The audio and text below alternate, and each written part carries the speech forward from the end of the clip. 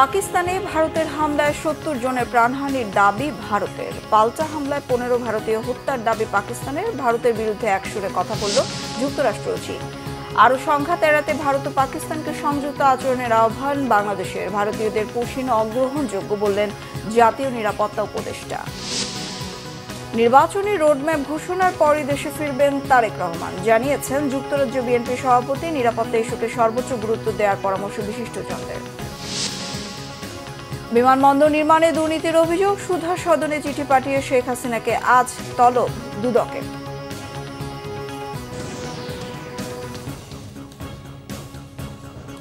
Crown cement সংবাদ শিরোনাম দেখছিলেন। পাক ভারত সংঘাত প্রসঙ্গ। পাকিস্তানের অন্তত ৯টি অবস্থানে ভারতের ক্ষেপণাস্ত্র হামলায় অন্তত ২৬ জন নিহত হয়েছে, আহত অন্তত ৪৬। যদিও ভারতের দাবি অপারেশন সিন্দুরের আওতায় হত্যা করা হয়েছে অন্তত ৭০ জনকে। অন্যদিকে ভারতের ব্রিগেড সদর দপ্তরে ক্ষেপণাস্ত্র হামলায় ৫টি যুদ্ধ বিমান ভূপাতিত করার দাবি করে পাকিস্তান। এছাড়া কাশ্মীরের নিয়ন্ত্রণ রেখায় গোলার আঘাতে নিহত হয়েছে ভারতের অন্তত ১৫ জন।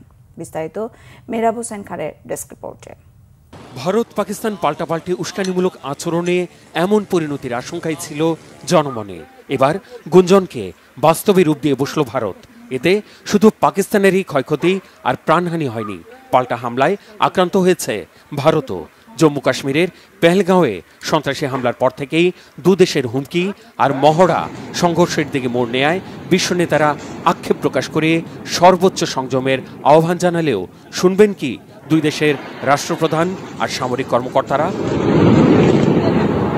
গত ২ সপ্তাহের গুরুতর আশঙ্কা সত্য করে স্থানীয় সময় মঙ্গলবার দিবাগত রাত ১:৪৪ দিকে পাকিস্তানে হামলা চালায় ভারত। অপারেশন সিঁদুরের আওতায় পাকিস্তানে ক্ষেপণাস্ত্র হামলায় স্থল, নৌ, বিমান বাহিনী একযোগে অংশ নিয়েছে বলে জানিয়েছে ভারতের সেনা সদর। ভারতের পক্ষ থেকে দাবি করা হয়েছে বেসামরিক মানুষের ক্ষয়ক্ষতি আমলে নিয়ে হামলার লক্ষ্যবস্তু ছিল মূলত তেহরিকি তালেবান পাকিস্তান সহ জঙ্গি ও সন্ত্রাসীদের ঘাঁটি। पाकिस्तान स्थित आतंकवादी समूहों के लिए कवर के रूप পহেলগাঁওয়ের ঘটনার জন্য ন্যায় বিচার আবশ্যক ছিল। ওই ঘটনার পরেও পাকিস্তান সন্ত্রাসবাদের বিরুদ্ধে কোনো পদক্ষেপ নেয়নি, বরং এর সঙ্গে জড়িত থাকার অভিযোগ অস্বীকার করছে। খবর ছিল ভারতের বিরুদ্ধে আগামী দিনেও হামলা হতে পারে, তাই এই প্রত্যাঘাত খুবই জরুরি ছিল। ভারত জবাব দেওয়ার অধিকার প্রয়োগ করেছে। इस संबंध में হামলার পরপরই এক্স হ্যান্ডেলে এক লাইনে সংক্ষিপ্ত প্রতিক্রিয়ায় বিশ্ব সম্প্রদায়ের প্রতি ইঙ্গিতপূর্ণ মন্তব্য করেছেন ভারতের পররাষ্ট্রমন্ত্রী এস জয়শঙ্কর। বলেছেন, সন্ত্রাসবাদের বিরুদ্ধে বিন্দুমাত্র ছাড় না দেওয়ার অবস্থান নেওয়া উচিত আন্তর্জাতিক সম্প্রদায়ের। बुज़दिल भारत ने पाकिस्तान पर बिला इश्तियाल জাহরিয়ত কি है। হামলা নিয়ে নয়াদিল্লির দাবি সঠিক নয় বলেছে ইসলামাবাদ। পাকিস্তানের পাঞ্জাবে জারি হয়েছে জরুরি অবস্থা। পাল্টা হামলায় ভারতের অন্তত ৫টি যুদ্ধবিমান ভূপাতিত করার দাবি করেছে পাকিস্তানের সেনা সদর। বলা হয়েছে ভারতের ৩টি রাফাল, একটি সুখোই 30 আর একটি মিগ-29 ভূপাতিত করা হয়েছে। হামলা হয়েছে ভারতের একটি ব্রিগেড সদর দপ্তর আর নিয়ন্ত্রণ রেখার নিরাপত্তা চৌকিতে। সেনা সদরের দাবি, ভারত জঙ্গি অবস্থানে হামলার কথা বললেও ক্ষতিগ্রস্ত হয়েছে একাধিক মসজিদ সহ বেসামরিক স্থাপনা। আজাদ কাশ্মীরের মুজাফফরাবাদ ও পাঞ্জাবের কোটলি, ভাওয়ালপুর সহ একাধিক স্থানে হতাহতের মধ্যে নারী ও শিশু রয়েছে। একে স্পষ্ট আগ্রাসন আর জাতিসংঘ সনদের লঙ্ঘন বলেছে পাকিস্তানের পররাষ্ট্র দপ্তর। ভারতকে হুঁশিয়ারি দিয়ে বলা হয়েছে, পাকিস্তানের আত্মরক্ষায় যে কোনো পদক্ষেপ নেওয়ার অধিকার আছে। এই হামলাকে কাপুরুষোচিত বলে জাতীয় নিরাপত্তা পরিষদের জরুরি বৈঠক করেছেন পাকিস্তানের প্রধানমন্ত্রী শাহবাজ শরীফ। জনগণকে আশ্বস্ত করে এক্স হ্যান্ডেলে বলেছেন, বিনা উস্কানিতে চালানো ভারতের এই হামলার যথাযথ জবাব দেয়া হচ্ছে। দেশবাসী পাকিস্তান সেনাবাহিনীর সাথে আছে। পাল্টাপাল্টি হামলার সরাসরি প্রভাব পড়েছে ভারতের আকাশ ব্যবহার করা দেশি বিদেশি বিমান পরিবহন সংস্থাগুলোর উপর। জম্মু, শ্রীনগর, লেহ, যোধপুর, অমৃতসর, ভুজ, জামনগর, চণ্ডীগড় আর রাজকোটে বিমানের ওঠানামা বন্ধ করে ফ্লাইটগুলোকে ঘুরিয়ে দেওয়া হয়েছে। যাত্রী ভোগান্তির জন্য আগেভাগেই নোটিশ দিয়েছে স্পাইসজেট, ইন্ডিগোর মতো একাধিক বিমান পরিবহন সংস্থা। Mehrab Hussain Khan, Bangla vision, news desk. পাল্টাপাল্টি প্রাণঘাতী হামলার জেরে ভারত পাকিস্তানকে সর্বোচ্চ সংযম দেখানোর আহ্বান জানিয়েছে জাতিসংঘ। আর পাকিস্তানের পক্ষে বিবৃতি দিয়েছে যুক্তরাষ্ট্র, চীন ও তুরস্ক। ভারত পাকিস্তান সংঘর্ষে জড়িয়ে পড়ায় উদ্বেগ জানিয়ে বিবৃতি দিয়েছেন জাতিসংঘ মহাসচিব আন্তোনিও গুতেরেস। তার আশা, দুই দেশই সর্বোচ্চ সংযম দেখাবে। সংবাদ সম্মেলনে তথ্য জানিয়েছেন তার মুখপাত্র স্টেফেন দুজারিক। বলেন, নিয়ন্ত্রণ রেখা ও আন্তর্জাতিক সীমান্ত জুড়ে ভারতের সামরিক অভিযানে মহাসচিব গভীরভাবে উদ্বিগ্ন। এদিকে পাকিস্তানে ভারতের হামলাকে লজ্জাজনক বলেছেন মার্কিন প্রেসিডেন্ট ডোনাল্ড ট্রাম্প। দ্রুততম সময়ে সহিংসতা থামবে বলে আশা প্রকাশ করেন তিনি। পাকিস্তানের পক্ষ নিয়ে বিবৃতি দিয়েছে চীনের পররাষ্ট্র মন্ত্রণালয়। এতে বলা হয়েছে, পাকিস্তানে ভারতের এই আগ্রাসন নিন্দনীয়। পাকিস্তানের পররাষ্ট্রমন্ত্রী ইসাক দারের সাথে ফোনালাপ করেছেন তুরস্কের পররাষ্ট্রমন্ত্রী হাকান ফিদান। আশ্বাস দিয়েছেন, পরিবর্তিত পরিস্থিতিতে পাকিস্তানের পাশে থাকবে তুরস্ক। ভারত পাকিস্তানের মধ্যে চলমান যুদ্ধ পরিস্থিতি বাংলাদেশ সরকার নিবিড়ভাবে পর্যবেক্ষণ করছে বলে জানিয়েছেন নিরাপত্তা উপদেষ্টা ডক্টর খলিলুর রহমান। ভারত থেকে অর্ধশতাধিক ব্যক্তিকে বাংলাদেশে পুশিং করার বিষয়ে তিনি বলেন, জবরদস্তি না পাঠিয়ে বাংলাদেশের নাগরিক হলে যথাযথ প্রক্রিয়ায় পাঠাতে পারে ভারত। আরও জানাচ্ছেন ইমরুল কায়েস। সব জল্পনা কল্পনা শেষে ভারত পাকিস্তান পাল্টাপাল্টি আক্রমণ করেছে একে অপরের ভূখণ্ডে। আশঙ্কা রয়েছে সংঘাত আরও বড় হওয়ার। তবে প্রতিবেশী দুই দেশের মধ্যে কোনো সংঘাত দেখতে চায় না বাংলাদেশ।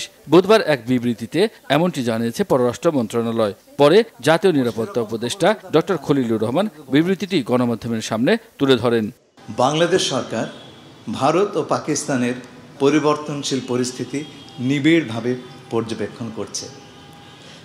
বাংলাদেশ পরিস্থিতি নিয়ে গভীর উদ্বেগ প্রকাশ করে এবং উভয় দেশকে শান্ত থাকার, সংযত থাকার এবং পরিস্থিতি আরও খারাপ করতে পারে এমন কোনো পদক্ষেপ নেওয়া থেকে বিরত রাখার আহ্বান জানাচ্ছে। আঞ্চলিক শান্তি, সমৃদ্ধি ও স্থিতিশীলতার চেতনায় বাংলাদেশ আশাবাদী যে কূটনৈতিক প্রচেষ্টার মাধ্যমে উত্তেজনা প্রশমিত হবে এবং শেষ পর্যন্ত এই অঞ্চলের জনগণের কল্যাণে শান্তি বিরাজ করবে। ভারত থেকে খাগড়াছড়ি ও কুড়িগ্রাম সীমান্ত দিয়ে জোর করে পুশিনের বিষয়টি গ্রহণযোগ্য নয় বলে জানান তিনি। আমরা প্রতিটি কেস আলাদা আলাদা করে নিরীক্ষণ করছি এবং আমাদের সিদ্ধান্ত হচ্ছে, আমরা কেবল আমাদের দেশের নাগরিক যদি কেউ থাকেন এবং তা প্রমাণিত হয় তাহলে তাদেরকে আমরা গ্রহণ করব এবং এটা ফর্মাল চ্যানেলে করতে হবে। এভাবে পুশ ইন করাটা সঠিক নয়। আমরা ইতিমধ্যেই ভারত সরকারের সঙ্গে যোগাযোগের চেষ্টা করছি এই বিষয়ে। এর আগে পররাষ্ট্র মন্ত্রণালয়ে তথ্য উপদেষ্টা মাহফুজ আলম, শিল্প উপদেষ্টা আদিলুর রহমান, জাতীয় নিরাপত্তা উপদেষ্টা খলিলুর রহমানের সাথে বৈঠক করেন পররাষ্ট্র উপদেষ্টা তৌহিদ হোসেন। ইমরুল কায়েস, বাংলা ভিশন, ঢাকা। ভারত পাকিস্তান সংঘাতে দেশ দুটি শুধু নয়, বাংলাদেশ সহ দক্ষিণ পূর্ব এশিয়ার অর্থনীতির উপরও বিশাল প্রভাব ফেলবে আশঙ্কা রাজনৈতিক বিশ্লেষকদের। আকাশ ও সমুদ্র পথে পণ্য আমদানি রপ্তানি ব্যাহত হলে দেশের দ্রব্যমূল্য বাড়বে। এই মুহূর্তে বাংলাদেশের দিকে সামরিক ঝুঁকি না থাকলেও নিজেদের নিরাপত্তার স্বার্থে প্রস্তুতি রাখতে হবে বলে মনে করছেন বিশ্লেষকরা। আরও জানাচ্ছেন সৈয়দ আব্দুল মুহিত। কাশ্মীরের পেহেলগামে সন্ত্রাসী হামলার পর থেকেই পাল্টাপাল্টি পদক্ষেপ নিতে শুরু করেছে ভারত পাকিস্তান। এসব পদক্ষেপের জেরে দুদেশের উত্তেজনার পারদ এখন তুঙ্গে। সিন্ধু পানি চুক্তি স্থগিত, বাণিজ্য জাহাজ চলাচল বন্ধ, এসবই থেমে থাকেনি। শেষ পর্যন্ত সরাসরি হামলা পাল্টা হামলায় জড়িয়েছে দুই দেশ। এমন অবস্থায় দক্ষিণ এশিয়া সহ সারা বিশ্বেই এর ক্ষতিকর প্রভাব পড়বে এমন আশঙ্কা করছেন আন্তর্জাতিক ও নিরাপত্তা বিশ্লেষকরা। আন্তর্জাতিক বিশ্লেষক অধ্যাপক ডক্টর ইমতিয়াজ আহমেদ আশা করেন, বড় আকারে যুদ্ধে জড়াবে না পাক ভারত। পুরোপুরি যুদ্ধ শুরু হলে আকাশ ও সমুদ্র পথে বাণিজ্য ব্যাহত হবে। নিরাপত্তা বিশ্লেষক আবু রুস্তের মতে, ভারত পাকিস্তান যতটা ক্ষতিগ্রস্ত হবে তার চেয়েও বাংলাদেশ সহ প্রতিবেশী রাষ্ট্রগুলোর উপর প্রভাব পড়বে। বাংলাদেশে কিছু না কিছু পড়বে, আপনার অর্থনৈতিকভাবে পড়বে, এই যে আপনার যাতায়াত কিছুটা ব্যাহত হবে, পণ্য রপ্তানিতে কিছু দীর্ঘসূত্রতা হবে। এটা শুধু আমাদের দেশের জন্য না, দক্ষিণ এশিয়া, পূর্ব এশিয়ার যে দেশগুলো আছে, থাইল্যান্ড, মালয়েশিয়া, সিঙ্গাপুর, ইন্দোনেশিয়া বা এই জায়গা দিয়ে যে এই আমাদের মালাক্কা থেকে বঙ্গোপসাগর হয়ে ভারত মহাসাগরে যে চলাফেরা করে, এগুলোতে একটু ইম্প্যাক্ট হবে। বাংলাদেশের অর্থনীতি মূলত এক্সপোর্ট আর ইম্পোর্টের উপরে নির্ভরশীল, তাই না? আমরা অনেক কিছু ইম্পোর্ট করি, সেটাকে প্রসেস করে আমরা এক্সপোর্ট করি। এখন সেই জায়গায় যদি সেটা যদি বিঘ্নিত হয় কোনো একটা ব্যাপারে, বড় যুদ্ধ হলে তো বিঘ্নিত হবেই। এই ছোটোর মধ্যেই বেশ কিছু এয়ারলাইনের অবস্থা এদিক সেদিক হয়েছে, তো এটার ইম্প্যাক্ট তো পড়বেই, কস্ট বেড়ে যাবে। তাদের মতে পাক ভারত যুদ্ধে উস্কানির বক্তব্য না দেয়া, একই সাথে ভারতের দিককার যে কোনো উস্কানির জবাবে সেনাবাহিনীর প্রস্তুতি থাকাটা জরুরি বলেও মনে করেন তারা। আমাদেরকে সতর্ক থাকতে হবে যে আমরা যেন কোনো ফাঁদে পা না দিই, আর হচ্ছে আমরা যেন কোনো উগ্র চিন্তা ভাবনা না করি আমাদের দেশ থেকে। যেমন ধরেন কিছু কিছু ক্ষেত্রে থেকে বলা হয় যে আমরা ওদের উত্তর পূর্ব ভারত দখল করব, আমরা ওদের চিকেন নেক দখল করব। আমাদের এই ধরনের খেলো কথাবার্তাগুলো মনে হয় বলাটা ঠিক না। বাংলাদেশ আমি মনে করি না যে কোনো দেশের পক্ষে কথা বলবে, কারণ এটা আমাদের বিষয়ও না, এটা তাদের, ভারত আর পাকিস্তান যেমন দুটোই বড় প্যাশনেট ব্যাপার। এখানে একটা সাবধানতা থাকা দরকার, কারণ আমাদের সময় আমরা দেখেছি অনেক সময় আমাদের পলিসি মেকার্সের অনেকজন আছে যারা অনেক কিছু বলে ফেলেন বা ফেসবুকে স্ট্যাটাস দিয়ে দেন, তাহলে কিন্তু একটা ক্ষতি হওয়ারই সম্ভাবনা বেশি। সংকট ঠেকাতে প্রভাবশালী দেশগুলো ভূমিকা রাখতে পারে বলে মত রাজনৈতিক বিশ্লেষকদের। সৈয়দ আব্দুল মুহিত, বাংলা ভিশন, ঢাকা। ৩,৭৫৬ কোটি টাকার ৯টি প্রকল্পের অনুমোদন দিয়েছে জাতীয় অর্থনৈতিক পরিষদের নির্বাহী কমিটি একনেক। বুধবার আগারগাঁও পরিকল্পনা কমিশনে প্রধান উপদেষ্টা অধ্যাপক ডক্টর মোহাম্মদ ইউনূসের সভাপতিত্বে অনুষ্ঠিত বৈঠকে এই অনুমোদন দেওয়া হয়। এর মধ্যে সরকারি অর্থায়নে ২,৭৯৮ কোটি টাকা, প্রকল্প ঋণ প্রায় ৮১৩ কোটি টাকা এবং সংস্থার নিজস্ব অর্থায়ন ১৪৫ কোটি টাকা। দেশব্যাপী নারী শিশুদের প্রতি সহিংসতা বন্ধে একটি প্রকল্পের অনুমোদন দিয়েছে একনেক। অনুমোদিত অন্যান্য গুরুত্বপূর্ণ প্রকল্পগুলোর মধ্যে রয়েছে রবীন্দ্র বিশ্ববিদ্যালয় বাংলাদেশ স্থাপন, ঝিনাইদহ যশোর মহাসড়ক উন্নয়ন প্রকল্প, নারায়ণগঞ্জের খানপুরে অভ্যন্তরীণ কন্টেইনার এবং বাল্ক টার্মিনাল নির্মাণ। নির্বাচনী রোডম্যাপ ঘোষণার পরই দেশে ফিরবেন বিএনপি ভারপ্রাপ্ত চেয়ারম্যান তারেক রহমান। তার থাকার জন্য ঢাকায় ভাড়া বাসা প্রস্তুত করা হচ্ছে। এসব তথ্য জানিয়েছেন যুক্তরাজ্য বিএনপি সভাপতি এম এ মালেক।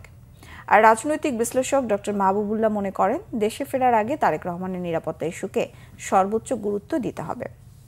সিকান্দার রেহমানের বিশেষ রিপোর্ট। দেশি বিদেশি ষড়যন্ত্রকারীদের ধারাবাহিক অপপ্রচার ও রাজনৈতিক চক্রান্তের শিকার হন তারেক রহমান। সমালোচিত 111-এ নির্মম নির্যাতন করা হয় তাকে। 2008 সালে চিকিৎসার জন্য লন্ডনে যান বিএনপির ভারপ্রাপ্ত চেয়ারম্যান। এরপর থেকেই তিনি সেখানে রয়েছেন। মাঝে কেটে গেছে 17টি বছর। এই দীর্ঘ সময়ে দেশের বাইরে থেকেও বাংলাদেশ জাতীয়তাবাদী দল বিএনপির নেতৃত্ব দিচ্ছেন তারেক রহমান। লন্ডনে থেকেও তিনি বাংলাদেশের প্রয়োজন সর্বদা সচেষ্ট থেকেছেন। গত 17 বছরে বাংলাদেশের প্রতিটি গণতান্ত্রিক কর্মসূচিতে তারেক রহমানের ছিল দক্ষ নেতৃত্ব। চিকিৎসা শেষে 4 মাস পর দেশে ফিরেছেন বিএনপি চেয়ারপারসন বেগম খালেদা জিয়া। সাথে এসেছেন তারেক রহমানের সহধর্মিণী জুবাইদা রহমান ও আরাফাত রহমান কোকোর স্ত্রী। কিন্তু ফেরেননি তারেক রহমান। কেন এই মুহূর্তে তারেক রহমান আসলেন না, তার একটি ব্যাখ্যা দিয়েছেন রাজনৈতিক বিশ্লেষক ডক্টর মাহবুবুল্লাহ। যেহেতু এই মুহূর্তে তার বিরুদ্ধে সেভাবে মামলা মোকদ্দমা নেই, তিনি সহজেই আসতে পারতেন। তারপরেও বোধহয় বেশ কিছু বিবেচনার ব্যাপার আছে, বিশেষ করে নিরাপত্তার প্রশ্নটি আছে। তার নিরাপত্তার দিকটি সম্পূর্ণভাবে বিবেচনায় নিয়েই কিন্তু তাকে সিদ্ধান্ত নিতে হবে, দেশবাসীকেও সিদ্ধান্ত নিতে হবে। যুক্তরাজ্য বিএনপির সভাপতি এম এ মালেক জানালেন কবে ফিরতে পারেন তারেক রহমান। তারেক রহমান এইখানে বাড়াটিয়া বাড়ি খুঁজছেন, কারণ ওনার কোনো বাড়ি নেই ঢাকাতে, কোনো ফ্ল্যাটও নেই। এখন ওনার বাড়াটিয়া বাড়ি, ওনার ইনকাম এবং ভাড়া একটা মিল রাখতে হবে। সেকেন্ড হচ্ছে তাহলে ওনার শ্বশুর বাড়ি আসতে হবে। আমি শুনেছি যে ওনার শাশুড়ি একটা বাড়ি উনি পেন্টিং করতেছেন, এর মানে হচ্ছে হয়তো উনি ওখানে উঠবেন। আচ্ছা, এখন এটা 1 নাম্বার, এটা কমপ্লিট করতে হবে। তো এটার জন্য 2 মাস 3 মাস লাগবে একটা বাড়ি রেনোভেশন করতে হবে। এই 3 মাস সময় আপনাকে দিতে হবে। 1 সেকেন্ড হচ্ছে নির্বাচনী রোড ম্যাপ দিতে হবে। Then he is our leader, he has to come here. ঐক্যবদ্ধ বিএনপি শত নির্যাতনের পরও তারেক রহমানের নেতৃত্বেই এগিয়ে যাবে বলে জানান বিশ্লেষকরা। জনগণই বিএনপির সকল রাজনৈতিক ক্ষমতার উৎস। বিএনপি জনগণকে বিশ্বাস করে, জনগণও বিএনপিকে বিশ্বাস করে। সুতরাং আপনার প্রতি, আপনাদের প্রতি বিএনপির প্রতি জনগণের এই ভালোবাসার প্রতিদান দিতে জনগণের সঙ্গে থাকুন, জনগণকে সঙ্গে রাখুন। সিকান্দার রেমান, বাংলা ভিশন, ঢাকা। বিমানবন্দরে উন্নয়নের নামে দুর্নীতির অভিযোগে জিজ্ঞাসাবাদের জন্য সাবেক প্রধানমন্ত্রী শেখ হাসিনাকে আজ তলব করেছে দুদক। সংস্থাটির একটি চিঠি ধানমন্ডির সুধা সদনের ঠিকানায় পাঠানো হয়েছে। এদিকে কয়েকটি মামলায় গ্রেফতারি পরোয়ানা রয়েছে শেখ হাসিনার নামে। তাকে দেশে ফেরাতে কাজ করছে দুর্নীতি দমন কমিশন দুদক। শেখ হাসিনা জিজ্ঞাসাবাদে মুখোমুখি না হলে আত্মপক্ষ সমর্থনের সুযোগ হারাবেন। ক্ষমতায় থাকাকালে গত 15 বছর বিমানবন্দরে উন্নয়নের নামে হাজার হাজার কোটি টাকা লোপাটের অভিযোগে তাকে তলব করা হয়েছে। 2024 সালের জানুয়ারিতে 3টি আন্তর্জাতিক বিমানবন্দরে 4টি উন্নয়ন প্রকল্পে প্রায় 900 কোটি টাকা আত্মসাতের অভিযোগে মামলা করে দুদক। লুটপাটের অন্যতম হোতা হিসেবে শেখ হাসিনার সাবেক সামরিক উপদেষ্টা তারেক সিদ্দিকী সহ 19 জনকে আসামি করা হয়েছে। অর্থ উপদেষ্টা ডক্টর সালেউদ্দিন আহমেদ জানিয়েছেন, বাংলাদেশকে সহজ শর্তে বড় অঙ্কের বাজেট সহায়তা দিতে রাজি হয়েছে এশিয়ান ডেভেলপমেন্ট ব্যাংক এডিবি। কৃষি, যোগাযোগ, প্রাকৃতিক বনাঞ্চল ও প্রযুক্তি খাতে সহায়তা বাড়ানোর আশ্বাসের কথাও জানান উপদেষ্টা। ইতালির মিলান থেকে জানাচ্ছেন Mohibullah Muhib. Asian development bank এডিবির 58তম বোর্ড অব গভর্নর্স সম্মেলনের আয়োজক দেশ ইতালি। মিলান নগরীর কনভেনশন সেন্টারে আয়োজিত 4 দিন ব্যাপী সম্মেলন শেষ হয়েছে 68টি দেশের 5000 ডেলিগেটদের অংশগ্রহণে। অভিজ্ঞতা বিনিময় এবং ভবিষ্যৎ বিনির্মাণ প্রতিপাদ্যে আয়োজিত সম্মেলনে বক্তব্য রাখেন বিভিন্ন দেশের অর্থমন্ত্রী ও কূটনৈতিকরা। সম্মেলনের পাশাপাশি বিভিন্ন দেশের প্রতিনিধিদের সাথে দ্বিপক্ষীয় বৈঠকে ব্যস্ত সময় পার করেন অর্থ উপদেষ্টা ডক্টর সালেউদ্দিন আহমেদের নেতৃত্বে বাংলাদেশের প্রতিনিধি দলের সদস্যরা। অর্থ উপদেষ্টা জানান, এবারের বাজেটে বড় ধরনের সহায়তার আশ্বাস দিয়েছে এডিবি। বাজেট সাপোর্ট নিয়ে অত আলাপ হয়েছে। বাজেট সাপোর্ট ওরা বলছে যে বাজেট সাপোর্ট আমরা একসাথে IMF অন্যান্যের সাথে একসাথে দেব। বাংলাদেশের ব্যাংকিং খাত এনবিআর ডিজিটালাইজেশন সহ সহজ শর্তে ঋণের জন্য এডিবিকে প্রস্তাব দিয়েছে Bangladesh. Digitalization, more loan at a soft rate, concessional rate, তারপরে আমাদের ভালনারেবিলিটি, ডিজাস্টার ম্যানেজমেন্ট, ক্লাইমেট, সেটা একটা সবচেয়ে বড় জিনিস। ওদের একটা বিরাট, ওদের ওখানে ফান্ড দিচ্ছে, যেখানে ওয়ার্ল্ড ব্যাংকও থাকবে। আর আমরা আর বলছি যে আপনার টেকনিক্যাল কোঅপারেশন, ডিজিটালাইজেশন, এগুলির জন্য ব্যাপার। তো সার্বিকভাবে এডিবির সাথে যে কথাগুলি হচ্ছে আমাদের এগোচ্ছে এবং আমরা এক্সপেক্ট করছি আমাদের কতগুলো অর্থায়ন হয়তো জুন জুলাইয়ের দিকে হবে, একটা লেটেস্ট হয়তো সেপ্টেম্বর হয়তো যেতে পারে, বাট এগুলি সব মিলে কিন্তু একটা বড় একটা অঙ্কের লোন পাবো। বাংলাদেশের গুরুত্বপূর্ণ ডেভেলপমেন্ট পার্টনার হিসেবে বাজেট সহায়তার পাশাপাশি গুরুত্বপূর্ণ প্রকল্পে বিনিয়োগের আশ্বাসের কথাও জানান অর্থ উপদেষ্টা। সার্বিকভাবে এডিবি কিন্তু কোয়াইট আমাদের প্রতি কোয়াইট ফেভারেবল, এবং ওদের যেটা আমি বললাম যে কিছু লোন টার্ম নিয়ে অর্ডিনারি মানে আমরা রেট অফ ইন্টারেস্ট নিয়ে কিছু কথাবার্তা বলেছি, অর্থাৎ আমি মনে করি এটা ভেরি সাকসেসফুল ওয়ান। বাংলাদেশের আর্থসামাজিক উন্নয়নের পাশাপাশি খাদ্য নিরাপত্তায় সবাই মিলে একসাথে কাজ করার উপর গুরুত্ব উঠে আসে এডিবির বার্ষিক সম্মেলনে। বিশ্বের প্রায় 68টি দেশের গভর্নরদের অংশগ্রহণে শেষ হলো 4 দিনের এশিয়ান ডেভেলপমেন্ট ব্যাংক এডিবির বার্ষিক সম্মেলন। এবারের সম্মেলনে জলবায়ু পরিবর্তনের ঝুঁকি মোকাবেলা, কৃষিখাত এবং যোগাযোগ খাত সহ অন্যান্য বেশ কয়েকটি খাতে সহজ শর্তে এডিবির ঋণ সহায়তা কামনা করেছে বাংলাদেশ। বাংলাদেশের অর্থ উপদেষ্টা ডক্টর সালেউদ্দিন আহমেদ জানিয়েছেন, অন্যান্য বছরের তুলনায় এবার অত্যন্ত ফলপ্রসূ হয়েছে বাংলাদেশের অংশগ্রহণ। Muhibullah Muhib, Bangla vision, Milan, Italy. রাজনৈতিক দলগুলো নিজস্ব আদর্শ থাকবে, তবে জাতীয় স্বার্থে মৌলিক জায়গায় সবাইকে একমত হতে হবে বলেছেন জাতীয় ঐক্যমত্য কমিশনের সহসভাপতি ডক্টর আলী রিয়াজ। জাতীয় সংসদ ভবনের এলডি হলে নাগরিক ঐক্যের সাথে গতকাল দ্বিতীয় দিনের আলোচনায় বসে জাতীয় ঐক্যমত্য কমিশনের সদস্যরা। বৈঠকের সূচনা বক্তব্যে তিনি এসব কথা বলেন। ডক্টর আলী রিয়াজ বলেন, জাতীয় ঐক্যমত্য প্রতিষ্ঠা করা শুধু কমিশনের কাজ নয়, এটা নিয়ে সবাইকেই কাজ করতে হবে। এ সময় নাগরিক ঐক্যের সাধারণ সম্পাদক শহীদুল্লাহ কায়সার বলেন, জাতীয় ঐক্যমত্য প্রতিষ্ঠায় সর্বাত্মক সহযোগিতা করবে তার দল। 118টি সংস্কার প্রস্তাবের সঙ্গে নাগরিক ঐক্য একমত বলে জানান।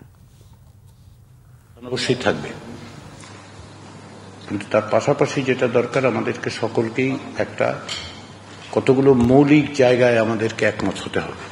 তার জন্য নিঃসন্দেহে রাজনৈতিক দলগুলোর থেকে আমরা আশা করছি যে প্রত্যেকেই কিছু কিছু ছাড় দেবেন, দিয়ে এক জায়গায় আসা যাবে। যেই দলগুলি বিশেষ করে আপনি বললেন যে দলগুলি একমত পোষণ করেছে যে বিষয়গুলির উপরে, এইটা নিয়েও একটা আমরা একমত হয়ে একটা ঘোষণা দিতে পারি। জার্মানি দ্বিতীয় দফার ভোটে জয়ী হয়েছেন ক্রিশ্চিয়ান ডেমোক্রেটিক ইউনিয়নের নেতা ফ্রেডরিক মেটস। এর মধ্য দিয়ে দেশটির নতুন চ্যান্সেলর হিসেবে নির্বাচিত হন তিনি। প্রথম দফায় ভোটে প্রয়োজনীয় সংখ্যাগরিষ্ঠতা না পাওয়ার পর দ্বিতীয় দফায় 316 ভোট পেয়ে বিজয়ী হন ফ্রেডরিক মেটস। নির্বাচিত হয়ে অর্থনীতি পুনরুদ্ধার, কঠোর অভিবাসন নীতি ও আধুনিকীকরণের উপর জোর দেবেন বলে জানিয়েছেন নবনির্বাচিত চ্যান্সেলর। মেটসকে অভিনন্দন জানিয়েছেন ফ্রান্সের প্রেসিডেন্ট ইমানুয়েল ম্যাক্রো ও ইউক্রেনের প্রেসিডেন্ট ভলোদিমির জেলেনস্কি। সংবাদ শেষ করব ক্রাউন সিমেন্ট শিরোনামগুলো আরো একবার জানিয়ে। পাকিস্তানে ভারতের হামলায় 70 জনের প্রাণহানির দাবি ভারতের। পাল্টা হামলায় 15 ভারতীয় হত্যার দাবি পাকিস্তানের। ভারতের বিরুদ্ধে একসুরে কথা বলল যুক্তরাষ্ট্র ও চীন। আরো সংঘাত এড়াতে ভারত ও পাকিস্তানকে সংযত আচরণের আহ্বান বাংলাদেশের। ভারতীয়দের পুষিন অগ্রহণযোগ্য বললেন জাতীয় নিরাপত্তা উপদেষ্টা। নির্বাচনী রোডম্যাপ ঘোষণার পরই দেশে ফিরবেন তারেক রহমান, জানিয়েছেন যুক্তরাজ্য বিএনপির সভাপতি। নিরাপত্তা ইস্যুকে সর্বোচ্চ গুরুত্ব দেওয়ার পরামর্শ বিশিষ্টজনদের। বিমানবন্দর নির্মাণে দুর্নীতির অভিযোগ, সুধা সদনে চিঠি পাঠিয়ে শেখ হাসিনাকে আজ তলব দুদকের।